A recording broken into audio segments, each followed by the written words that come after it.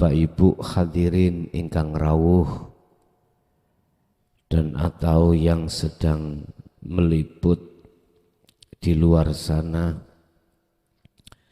Alhamdulillah dalam kesempatan dalu kala menika kita masih pinaringan sangka Allah inayah hidayahnya sehingga ing dalu kala menika kita sami-sami dikempalake Allah dalam bentuk taklim muta'alim ngaji bareng yang kita laksanakan setiap Jum'ah Legi,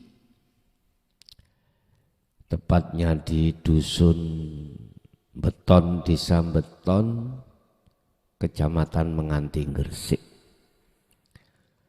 Bapak Ibu, dalu niki kula badhe bahas terkait surat Toha ayat 5 dan 6 atau surat Al-An'am ya, surat Ali Imran ayat 191.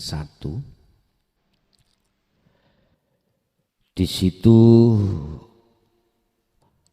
Allah memberikan satu pepeling atau seruan, yang seruan itu juga telah dilaksanakan oleh beliau-beliau guru-guru akhirat kita sampai dumugi Kanjeng Nabi, sampai dumugi para rasul sebelum Kanjeng Nabi sampai Nabiullah Adam.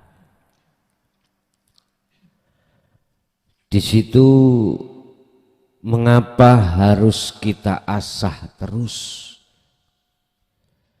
terkait masalah al-dzikru bisiril asrar. Kita yang sudah memahami jalan tentang ilmu menuju dan bertemu Allah, tinggal kita itu bagaimana terus menerus fastaqamu, mengasah terus dzikir tersebut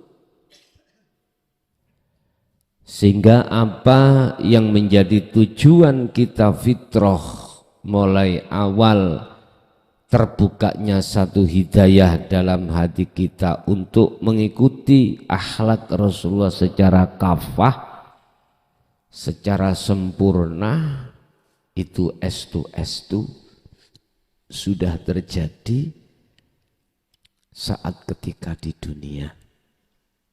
Sebelum kita meninggalkan dunia ini, supaya betul-betul ruhaniyah jenengan kali kula niku sudah berakhlak ilahiyah yang mengikuti akhlak baginda Nabi Muhammad sallallahu alaihi wasallam. Alladzina ya wong akeh sing wis padha mengikuti Kanjeng Rasul secara kafah iku yadhkuruna selalu padha ngutamaake zikire Allah ing Allah. Niki sing sampun paham bagaimana cara untuk berkholwat berzikir, untuk menuju takarrub, bertemu, musyahadah pada Allah. Jadi posisi kita itu sudah paham bagaimana kita untuk pertama takarrub,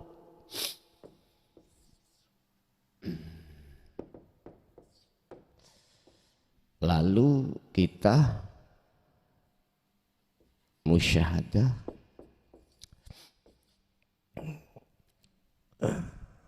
Tentunya ini tidak terlepas dari zikir.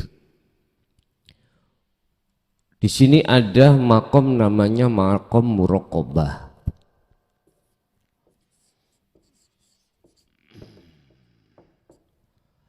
Makom di mana kita ditekankan untuk mendekat pada Allah, padahal Allah sudah dekat. Mengapa harus kita ditekankan untuk mendekat? Karena kita selama ini merasa jauh dari Allah. Langat entah wangi, merasa jauh. Padahal Allah sangat dekat. Fa'ainama tuwallu fathamma wajhullah. Di mana kau menghadap, di depanmu itu ada wajah Allah, sangat dekat. Lah, mengapa harus diistiqomahkan? Mengapa harus diasah zikir untuk bisa takarrub dan akhirnya bisa bertemu Allah di dalam makom musyahadah? Mengapa itu harus dilakukan? Bapak Ibu, prinsip Allah mengatakan barang siapa yang memang ruhaniyahnya mendekat untuk bertemu aku, maka akan kupisahkan ruhaniyah itu dari penghalang-penghalang. Apa yang dimaksud penghalang? Hubbus syahwah. Jadi secara otomatis hati jenengan, ruhaniyah jenengan akan dijauhkan Allah dari kesenangan dunia. Maka jangan heran kalau sudah masuk di dalam wilayah zikir sirul asrar jenengan untuk takarub dan bertemu Allah, cara ekonomi jenengan tambah seret. Jangan heran. Jangan heran. Apakah harus selamanya begitu? Nyun sewu pun salah paham. Allah memisahkan ruhaniyah terhadap kesenangan dunia itu bisa jadi tidak hanya secara batiniah saja, akan tapi juga secara zahiri. Akhirnya jenengan asalnya ekonominya itu 50, monsrot menjadi 20, bisa jadi. Mengapa demikian? Dan juga bisa jadi jenengan 50 akan dilipat gandakan menjadi 250. Loh, secara fisik loh Pak ya. Nek secara ruhaniyah pasti Allah memisahkan. Ini manakala jenengan kalih kula melakukan apa yang telah dilakukan oleh tabi'ina sholihin zaman samangke. Kalau zaman dulu adalah para rasul dan selanjutnya ruhaniyah. Sehingga di dalam surah Ali Imran ayat 191 tadi Allah katakan golongan-golongan tabi'in as-sholihin itu selalu yadhkurunallaha, selalu dia itu mengutamakan, memfungsikan zikirnya pada Allah.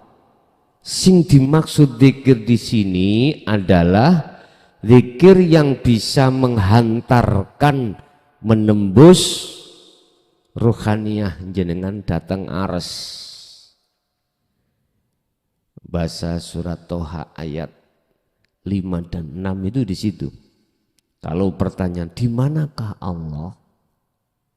Jawabannya di dalam surat itu beliau bersemayam di ares.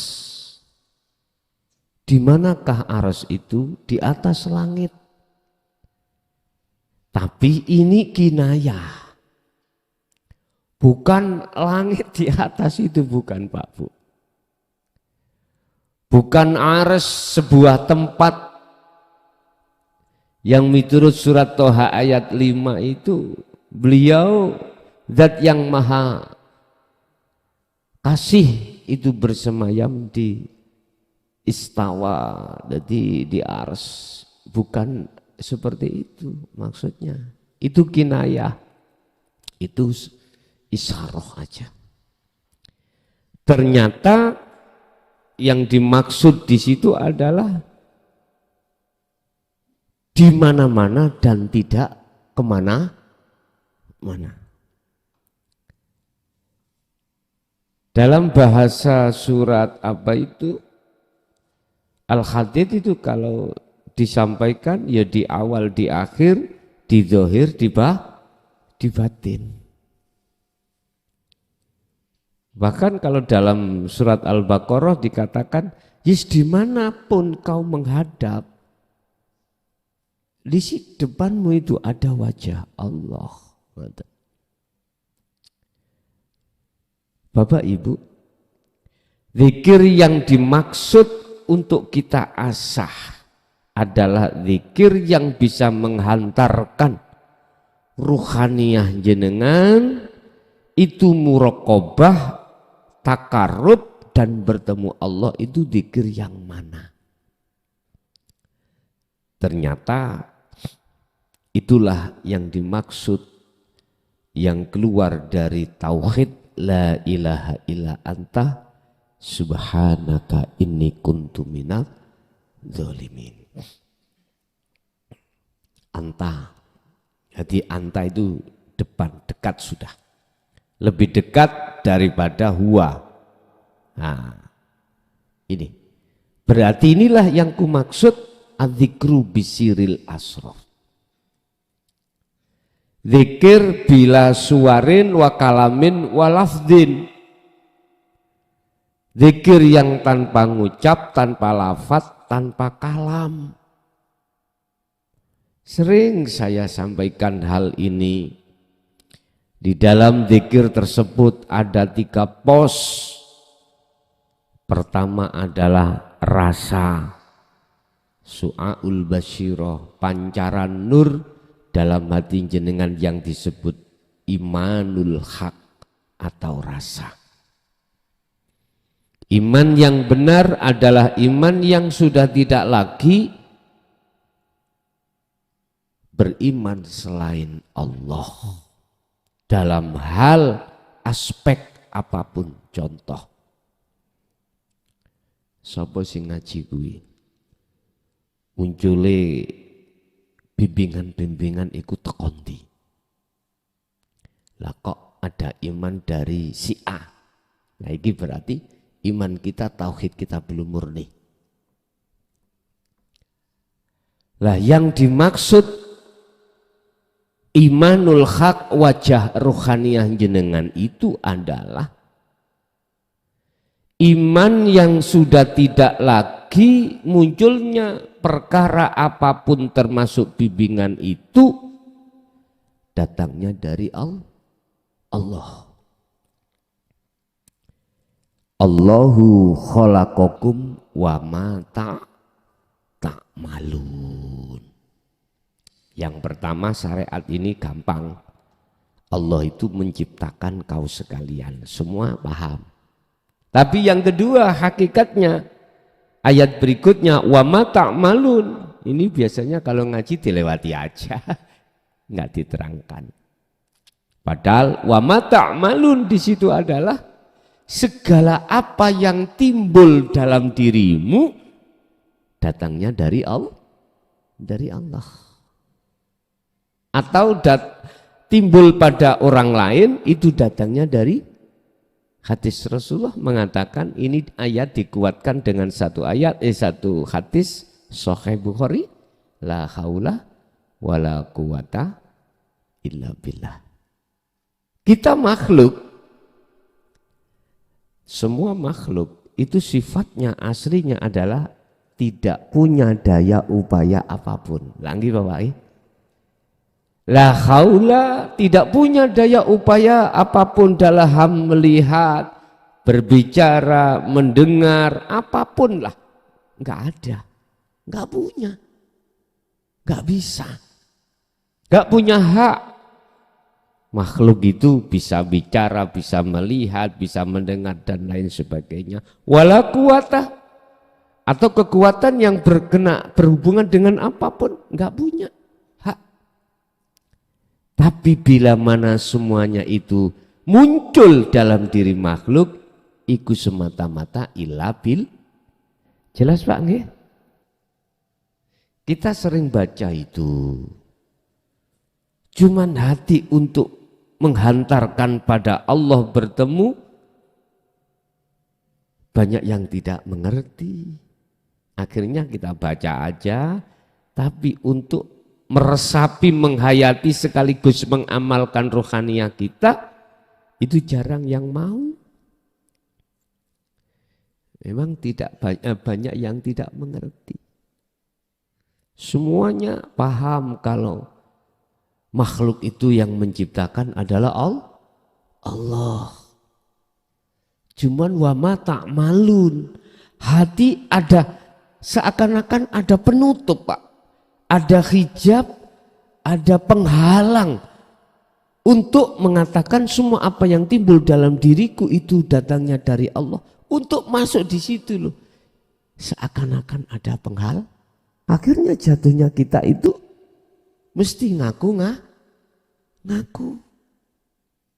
Ini yang terjadi di tengah lapangan seperti itu. Mengapa demikian ya? Akhirnya ketika saat penghalang itu masih ada bersemayam di dalam hati kita, jangan harap kita akan bisa untuk masuk di dalam takarrub, bahkan bertemu Allah. Mboten saged, tidak bisa. Makanya tabi'in ketika dia mempertahankan bahkan mengasah dari zikir yang menghantarkan bisa sampai pada takarrub dan bertemu Allah, qiyamau wa qu'udan wa ala junubihim. Ali Imran 191 di situ.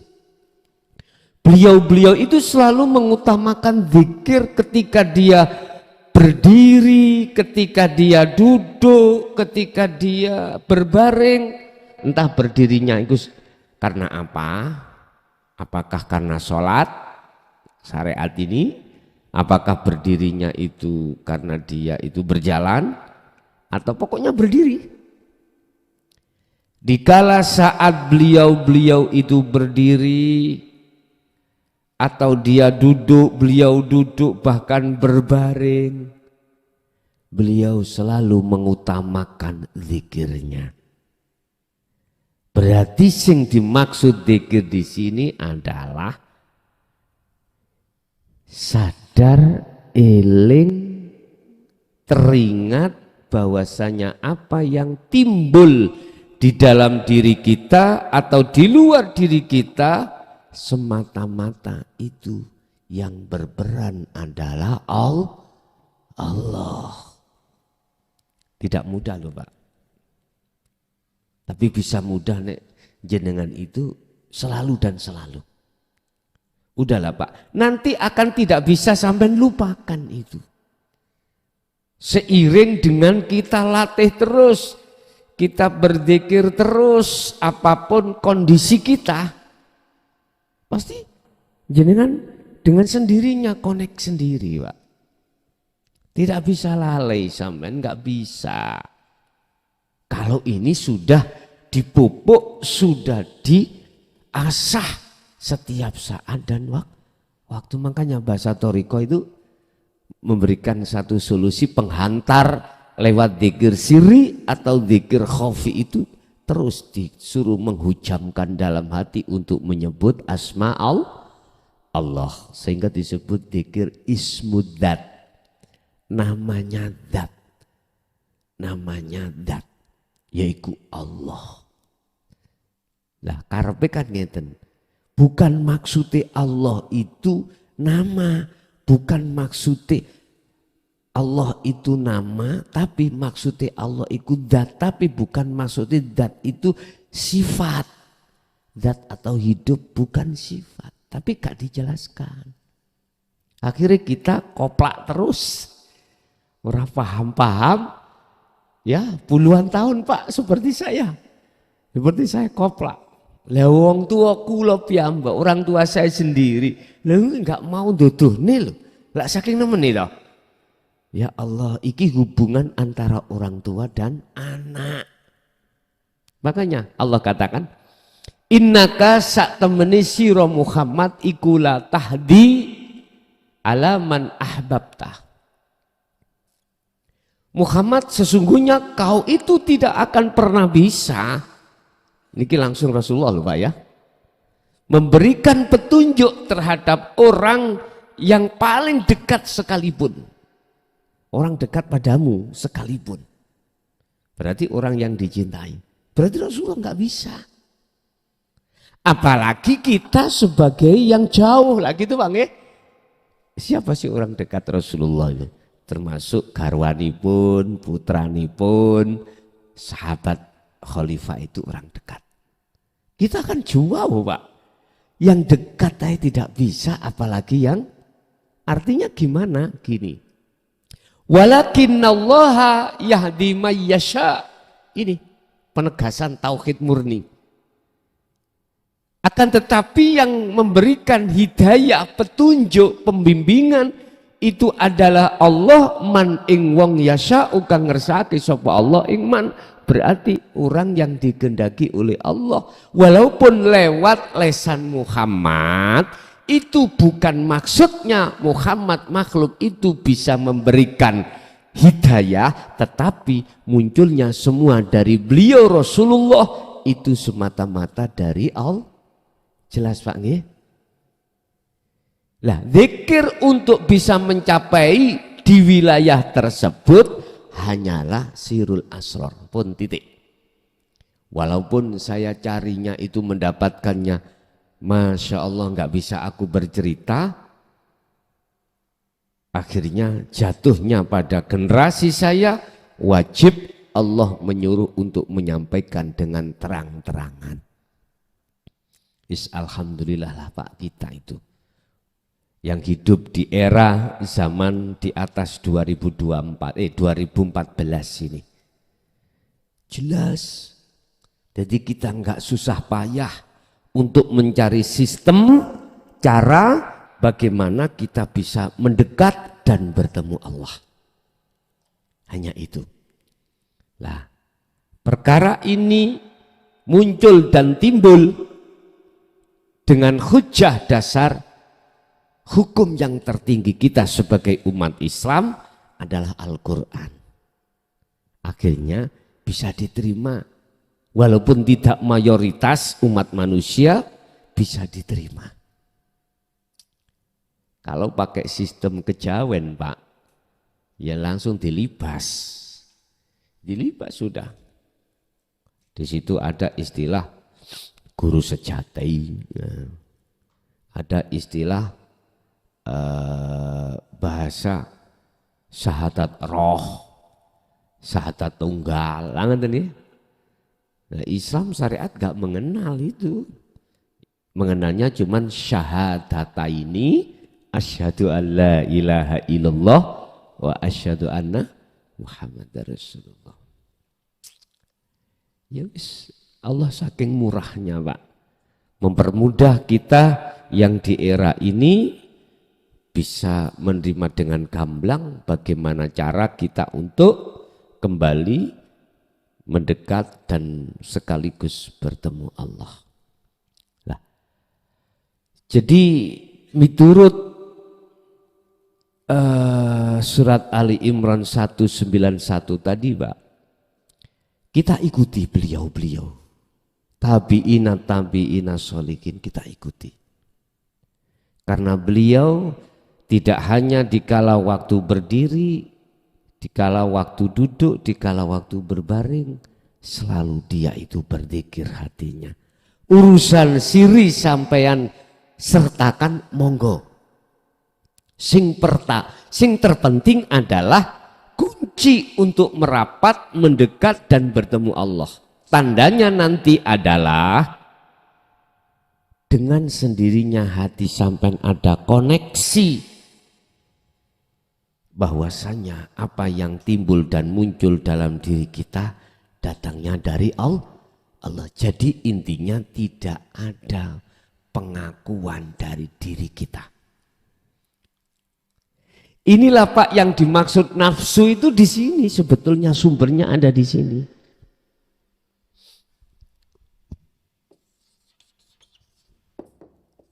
Nafsu ada kalanya, nafsu kan diri Pak, artinya kan diri.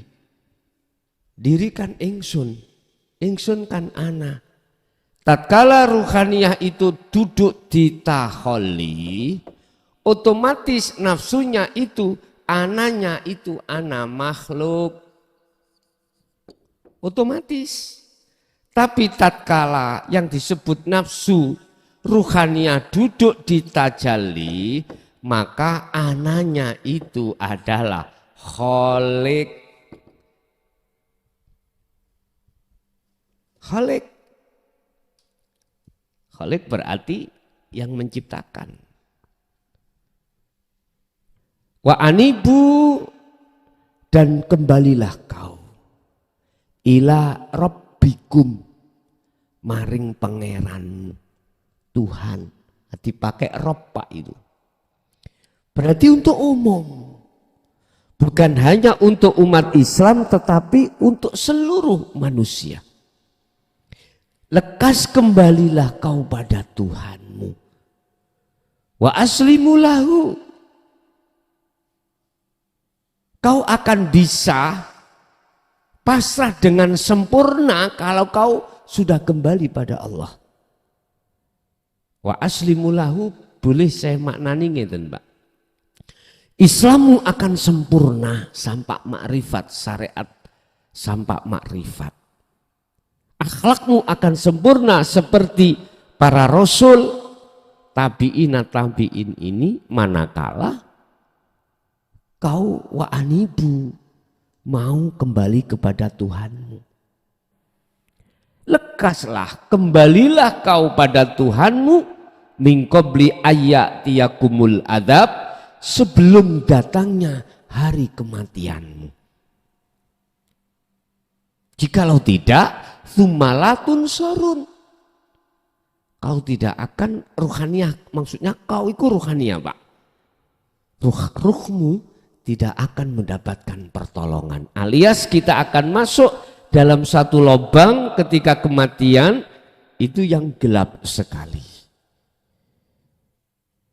Wa min waraihim barzakhun ila yaumi yub'atsun. Inilah yang kita kenal sebagai alam barzah. Gelap. Summalatun sorun. Adalah nafi di situ Pak. Kau tidak akan pernah mendapatkan pertolongan dari Allah. Akhirnya alam yang kita masuki ruhaniyah ini sama gelapnya alam di dunia.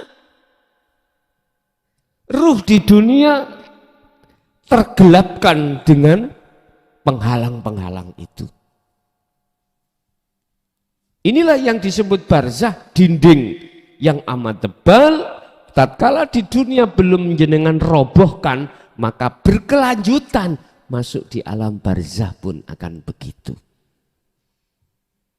Tapi jikalau jenengan mafhum mukhalafah dari ayat itu, kebalikan arti. Jikalau kau estu betul-betul ngestoake seruan Allah. Wa anibu itu tadi seruan Allah. Akhirnya kembali pada Allah. Maka lanafi yang di akhir kalimah itu dalam ayat tidak ada. Akhirnya summa tunsorun. Kau pasti akan mendapatkan pertolongan dari Allah. Ruhaniyah itu dibimbing oleh Allah untuk kembali kalbarki, kata Rasul, seperti kilat. Karena memang enggak gelap. padang. Dia yang pertama tadi kegelapan nggak bisa keluar dari alam tersebut. Nggak bisa keluar. Hatta sampai kapan? Ila yaumi yub'atsun. Secara syariat akan menunggu sampai hari dibangkitkan dia dari kubur. Bahasa syariat. Nah, sekarang ayo kita itu bagaimana lekas dibangkitkan Allah ruhaniyah ini dari kegelapan di dunia ini. Kata Rasul, jikalau kau menginginkan seperti itu, fattabi'uni, ikuti aku. Ali Imran 31, ikuti aku. Berarti bagaimana? Ya kita harus mengikuti akhlak Rasulullah secara kafah. Secara kafah, baik akhlak istimaiyah yang duduknya di hukum syariat, yang berlaku hukum jasmani, dan ilahiyah yang duduknya di hakikat, yang mendidik rohaniyah. Jadi lengkap, syariat dan hakikat. Lengkap sudah. Jikalau kau memang betul-betul mengikuti aku, mohon maaf loh Pak ya. Selalu kita bertanya, hujahnya ada tentang ilahiyah, akhlak ilahiyah, tentang hakikat. Di dalam Al-Quran kita nggak usah melihat hadis, cukup Al-Quran pun banyak Allah mengatakan tentang hal itu. La ilaha illallah sudah ada, la ilaha illallah wa anta wa ana sudah. Tinggal kita mencari surat apa, ayat keberapa, semuanya apa yang kukatakan tadi ada di Al-Quran. Terakhir adalah ana. Ini puncak inti daripada semua wahyu Allah. Wa ma arsalna min qablika mir rasulin ilaihi annahu la ilaha illa ana. Aku tidak akan mengutus kau Muhammad dan utusan sebelum kau kecuali harus mengemban dan mengajarkan tentang maksud daripada la ilaha illa ana. Tidak ada Tuhan yang wajib disembah kecuali aku. Nah ini. Nah ketika sudah masuk di wilayah ini Bapak Ibu, bagaimana yang terjadi? Rasulullah hampir dibunuh. Ya. Terus Nabi Ibrahim sudah dibakar. Siapa? Sayyidina Ali. Terjadi tak? Terjadi. Akhirnya para kekasih Allah, tabi'ina solihin, setelah zaman beliau khalifah Sayyidina Ali diamankan. Bentuk pengamanannya itu adalah tidak diperbolehkan disampaikan di tengah umum. Bentuk Allah mengamankan ajaran ini dan para utusannya ditidakadakan pembahasan la ilaha illa anta termasuk khususnya anak di tengah umum. Adanya itu di tengah khusus, itu pun masih ada jarak. Sehingga kita dulu yang bapak-bapak yang sepuh-sepuh yang menangi masa itu, beliau-beliau masyayikh kita mengatakan tentang kinayahnya. Tidak disampaikan secara gamblang.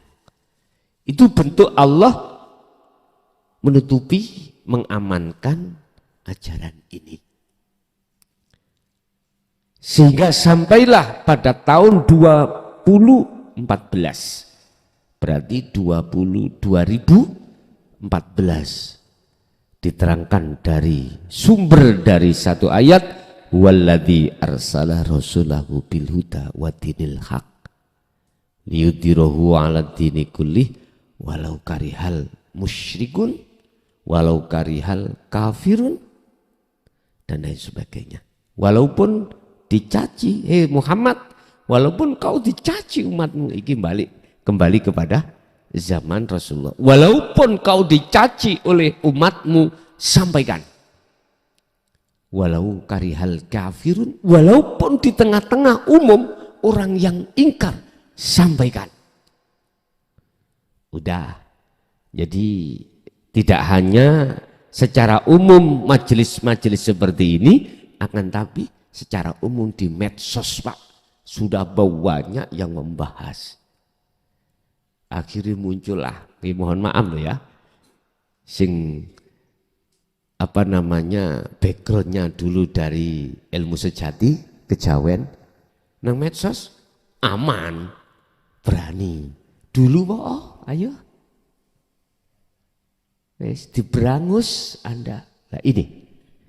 Terus pertanyaan saya, mengapa Allah membuka pintu lebar tentang surga, tentang rahmat yang berkenaan dengan satu ayat, wa ma arsalnaka illa rahmatan lil alamin. Aku tidak akan mengutus kaum Muhammad di dunia ini kecuali membawa rahmat. Ini zaman era Rasulullah terulang kembali.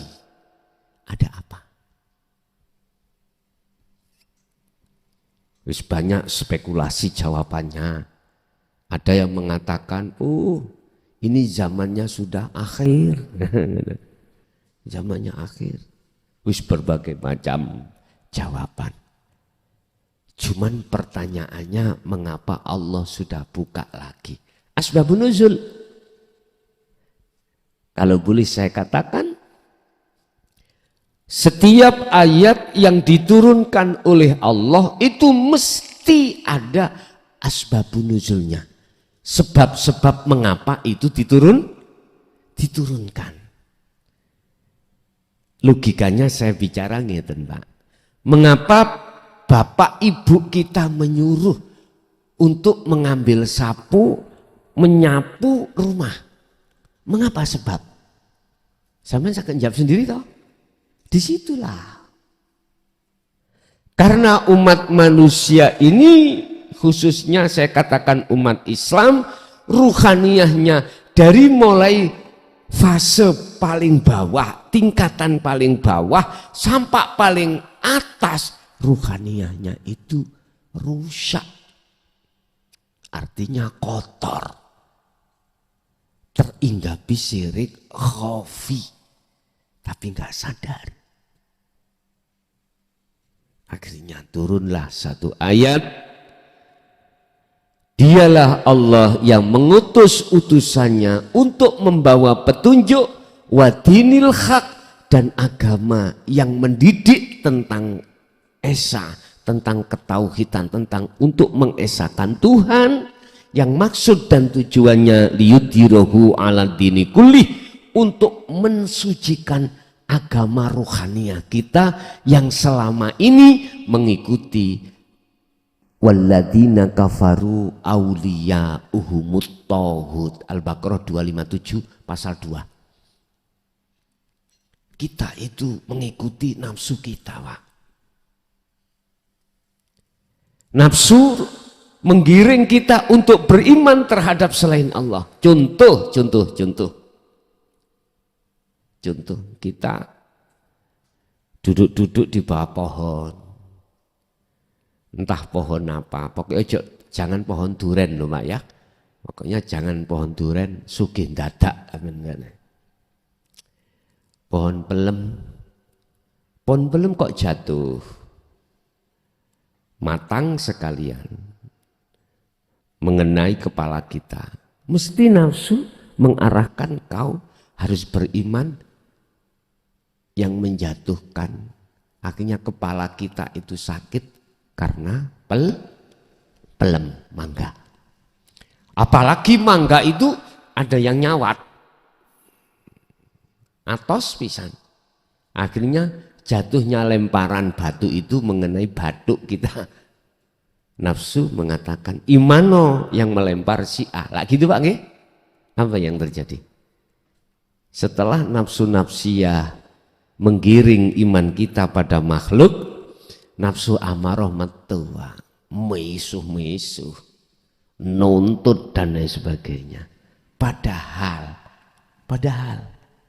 sudah dikatakan Allahu khalaqakum wa ma ta'malun. Padahal dikatakan hadisnya la haula wala quwata illa billah. Ada di surat apa? Bukan kau yang melempar, tetapi yang melempar adalah Allah. Oleh karena ruhania kita itu masih kotor, nggak bisa Pak beriman pada Allah.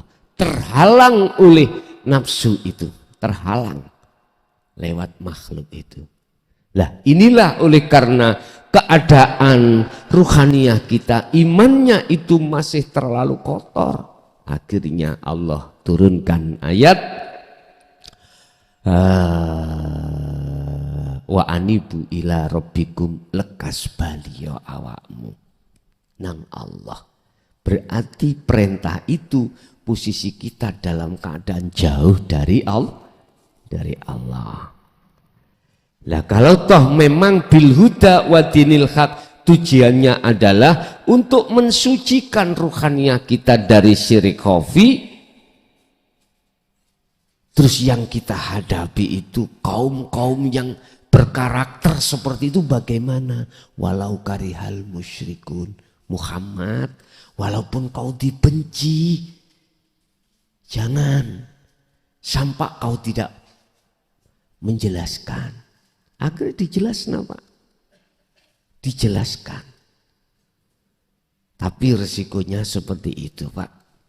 Udah, itu sudah berlalu. Sekarang jenengan yang sudah menerima dinu tauhid dan sudah paham bagaimana caranya untuk kita takarrub dan kembali kepada Allah, kunci sudah Anda pegang hanya satu, ikutilah Ali Imran tadi 191. Ikuti beliau-beliau. Alladzina yadhkurunallaha qiyaman wa qu'udan wa ala junubihim. Situasi kondisi apapun kita, beliau itu selalu mengutamakan zikirnya. Ingat kesadaran hati, semuanya yang beraf'al adalah Allah. Tidak cukup di situ Pak. Wa yadhkuru wa yatadzakkaruna fi khalqis samawati wal ardh. Beliau selalu bertafakur. Apa yang diciptakan Allah baik di langit maupun di bumi, beliau selalu bertafakur. Tafakur itu angan-angan Pak. Dengan begitu jenengan akan mengerti ilmu hikmahnya. Apa ilmu hikmahnya? Maksud daripada Allah menciptakan A, B, C, D. Itu jenengan dikasih Allah tahu. Inilah yang kumaksud, yang tertuang hikmah itu di dalam Al-Quranul Qadim. Contoh, apa maksudnya ya? Masa sekarang kok Israel itu perang dengan Hamas ya? Tidak hanya Hamas, sekarang ada yang membantu Hamas, ada kaum mujahidin yang bernafaskan Islam. Mengapa? Nah ini ada apa? Ini kan Allah yang menciptakan ini, situasi ini. Apa maksudnya? Beliau-beliau itu dengan wa yatafakkaruna fi khalqis samawati wal ardh, akhirnya menemukan jawaban. Itu tafakkur. Jadi beliau sibuk melihat Allahnya yang berperan tidak melihat fisiknya. Jadi dia sibuk terlebih dahulu melihat yang berperan. Rabbana ma khalaqta hadza batilan. Akhiri kesimpulan ini, apapun yang terjadi, yang Allah ciptakan itu tidak ada yang tidak bermanfaat. Semua itu bermanfaat. Cuman saja berhubung kita melihat dari satu sisi, hukum kacamata dohir mesti mengatakan ada yang mudorot, ada yang ora. Lah gitu nggih. Ada yang berbahaya, ada yang tidak. Ada yang batil, ada yang hak. Mesti munculnya di situ. Subhanaka faqina adzabannar. Maha suci sapa Allah. Maha suci sapa Allah dari perkara-perkara yang melindungi kita dari azab, dari siksa. Apa siksa itu?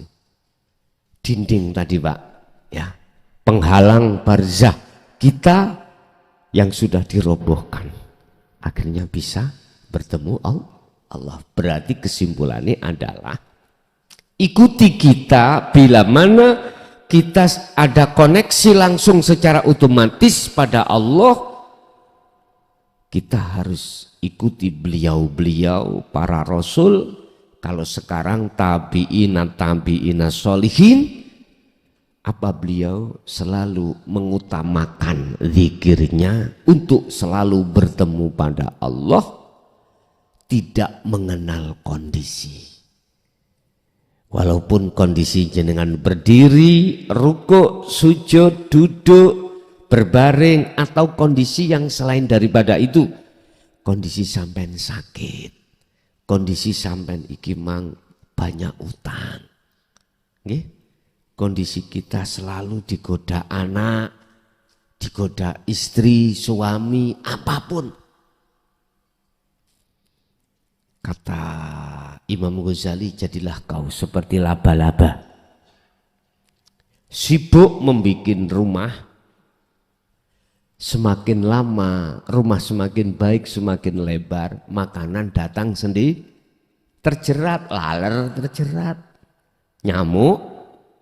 Nggak ada ceritanya laba-laba keluyuran nyambut gawe cari makan, nggak ada Pak. Dia sibuk bikin rumah.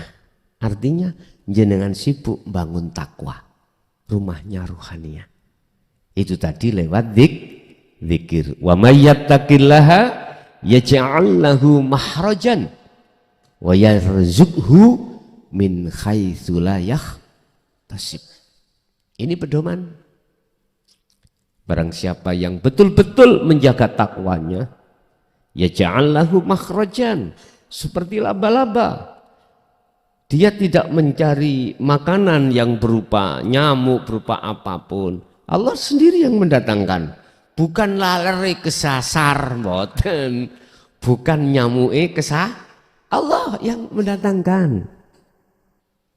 Kalau bikin kita, buat kita, kalau kita betul-betul membangun rumahnya rohaniyah, yaitu takwa, wa yarzuqhu, maka kalau jenengan banyak, aku mengatakan mboten wa yarzuqhu, tapi wa yarzuqhum. Tapi Qur'annya hu, karena di depan secara lafzi man. Dari secara lafaz, kalau man itu kita pakai secara umum nakiroh, boleh kita memakai hum. Nanti Allah akan memberikan terhadap kamu sekalian yang bertakwa itu min haitsu la yahtasib, yang datangnya tidak kita sangka. Loh Pak, nyun sewu loh Pak, kalau hati sudah duduk di situ, di wilayah itu semua karena Allah, nggih, mohon maaf, bisa diuji ya, bisa ditesis, bisa dibuktikan.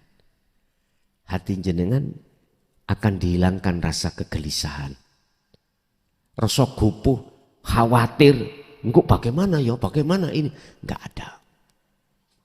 Itu kalau betul-betul kita itu duduk di wilayah itu. Bisa ini dibuktikan Pak.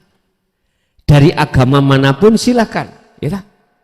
Kalau hatimu betul-betul sudah yakin semua karena Tuhanmu, bukan karena kau, maka disitulah letaknya kita akan mendapatkan satu ketentraman dalam kehidupan ini.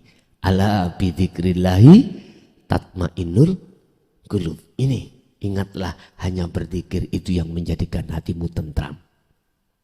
Ketentraman itu akan muncul manakala jenengan ini ada upaya untuk takarrub, mendekat dan bertemu Allah. Ya caranya begitu tadi. Jadi kita harus mengasah terus sesuai dengan para kekasih Allah. Kita kan sudah tahu caranya kita untuk takarrub, mendekat dan bertemu Allah. Kita kan tahu bagaimana caranya kita untuk membersihkan syirik-syirik di dalam rohaninya.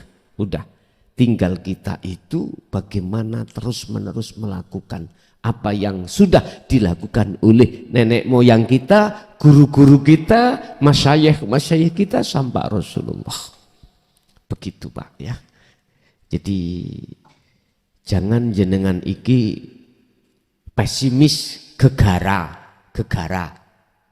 Aku iki kalau nasab sing jelas, nasabku elek, bapakku rampok, ibuku 21. Loh jangan begitu. Jangan. Di dalam Al-Quran tidak ada satupun ayat yang menjelaskan tentang mayyasya, orang yang digendaki itu melibatkan nasab atau dzurriyyah, enggak ada Pak. Hanya man yasha. Siapa man yasha itu? Ternyata dijawab di dalam surah Az-Zumar ayat 18, alladzina yastami'unal qaula wa yattabi'una ahsanahu. Nah ini gitu. Dialah yang sudah mendengarkan wejangan Rasulullah. Ya, kalau dulu berarti para sahabat Pak ya. Kalau kita sekarang era tabi'in.